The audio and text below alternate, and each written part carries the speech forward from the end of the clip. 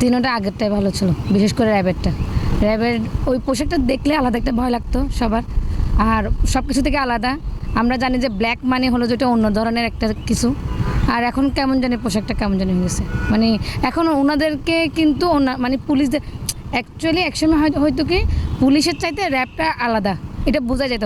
এখন মনে হচ্ছে যে উনি ওই ক্যাটাগরিতে পড়ে গেছে, মানে ভয় জিনিসটা এখন খুব একটা মনে হচ্ছে না, পাবে না। একদমই ভালো না, এটা দেখতে কেমন জানি লাগে।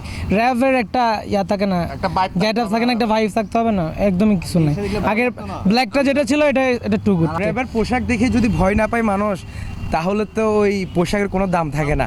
আপনার পোশাক দেখে মনে করেন যে র্যাব এমন একটা বাহিনী যেখানে, যেটা যৌথ বাহিনী, যেহেতু অনেক জঙ্গি নিবন্ধন, তারপর অনেক যে বড় বড় সন্ত্রাসী যে কার্যক্রম ওরা করে থাকে, তো একটা বিস্টফুল থাকতে হবে ইনার সাইডে। তো র্যাবের ওই আমি মনে করি পুলিশ সাইড ঠিক আছে যদিও, বাট র্যাবেরটা চেঞ্জ করাটা উচিত হয় নাই।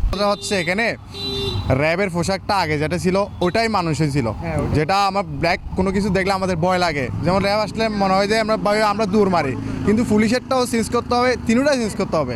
কারণ কি, একটা প্রশাসনিক দৃষ্টি, ওরা হচ্ছে আনসার র্যাব পুলিশ যারা আছে ওরা হচ্ছে প্রশাসনিক কাজে নিয়োজিত। ওদেরকে দেখে যদি আমরা ভয় না পাই তাহলে তো আমাদের তো ভয়টা আসবে না। এখন দেখলে তো হাসি আসবে ওদেরকে দেখলে।